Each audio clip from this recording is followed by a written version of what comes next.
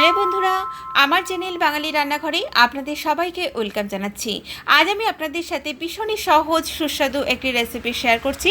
আজকে আমি বানাচ্ছি মুসুর ডাল পোস্ত। আমরা তো অনেক ধরনের পোস্ত রেসিপি খেয়েছি, তো আমার এই আজকের রেসিপিটাও আপনারা অবশ্যই বাড়িতে ট্রাই করবেন। এটা বানানো ভীষণই সহজ আর গরম ভাতের সাথে এটা অপূর্ব খেতে লাগে। চলুন তাহলে আজকের এই রেসিপিটা আমরা দেখে নিই। আমাদের এই মুসুর ডাল পোস্ত বানানোর জন্য এখানে আমি 100 গ্রাম মুসুর ডাল খুব ভালো করে ধুয়ে নিয়ে এটাকে প্রায় আধ ঘন্টা মতো হয়ে গেল জলে ভিজিয়ে রেখেছি। এখন এটাকে আমি পেস্ট করে নেব।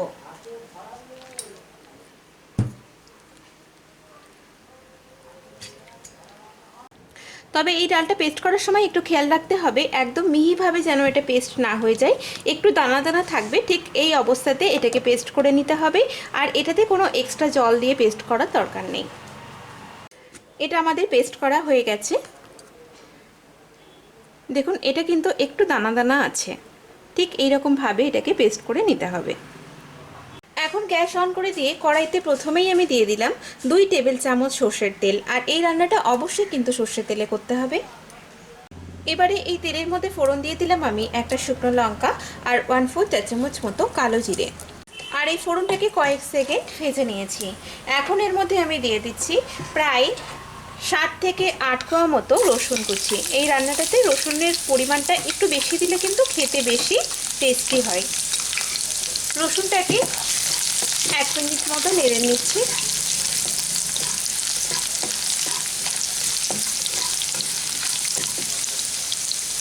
এবারে দিয়ে দেবো এর মধ্যে 4টে কাঁচা লঙ্কা কুচানো। ঝালের পরিমাণটা আপনারা আপনাদের নিজেদের স্বাদ মতো দেবেন। এই রান্নাটা আমি পুরোপুরি কাঁচা লঙ্কা দিয়ে করছি, আপনারা চাইলে রেড চিলি পাউডার ব্যবহার করতে পারেন। খুব বেশি ভাজবো না, হালকা করে ভেজে নেব। রসুন কুচি আর লঙ্কা কুচিটা আমাদের হালকা করে ভাজা হয়ে গেছে। এখন এর মধ্যে আমি দিয়ে দিলাম একটা বড় সাইজের কুচানো পেঁয়াজ। পেঁয়াজটাকেও এগুলোর সাথে হালকা করে ভেজে নেব।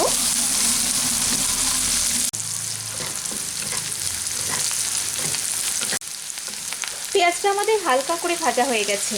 এখন আমি এর মধ্যে এই মুসুর ডালের পেস্টটা দিয়ে দিচ্ছি।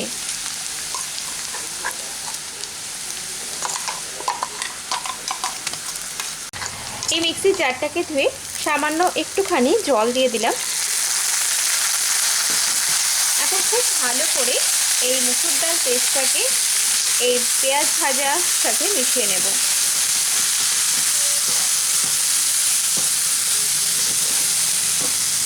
আর আঁচটাকে একটু কমিয়ে নিয়ে আমি এই রান্নাটা এখন করছি, কারণ হচ্ছে এটাকে আমি কিছুক্ষণ নাড়বো যাতে এই মুসুর ডালের যে একটা কাঁচাতে গন্ধ থাকে সেটা খুব ভালোভাবে চলে যায়। যার জন্য এটাকে কিন্তু একটু অল্প আঁচে বেশ কিছুক্ষণ রান্না করতে হবে।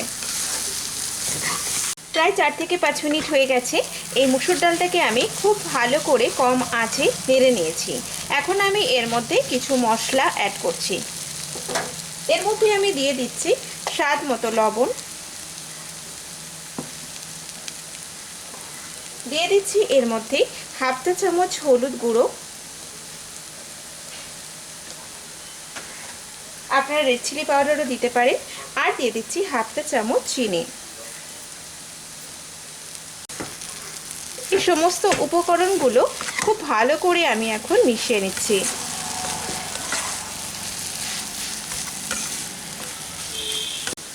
এবারে আমি এর মধ্যে পোস্ত বাটা দিয়ে দিচ্ছি। এর মধ্যে আমি দিয়ে দিলাম প্রায় 1.5 টেবিল চামচ মতো পোস্ত বাটা।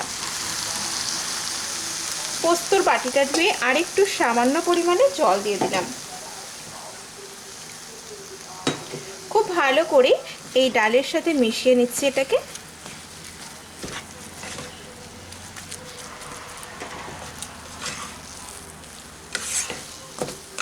এটাকে আবারও প্রায় 5 থেকে 6 মিনিট মতো হতে দেব। এটাকে একদম শুকিয়ে ফেলবো।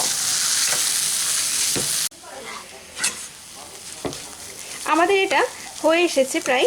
এখন এটা নামানোর আগে এর মধ্যে আমি দিয়ে দেব একটুখানি কাঁচা সর্ষের তেল।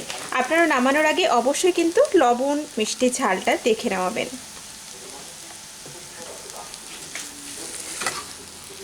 ভালো করে আরও একবার নেড়ে নিয়ে এটাকে আমি নামিয়ে নিচ্ছি। এটা আমাদের একদম তৈরি হয়ে গেছে। গরম ভাতের সাথে পরিবেশন করার জন্য এটা পুরোপুরি রেডি।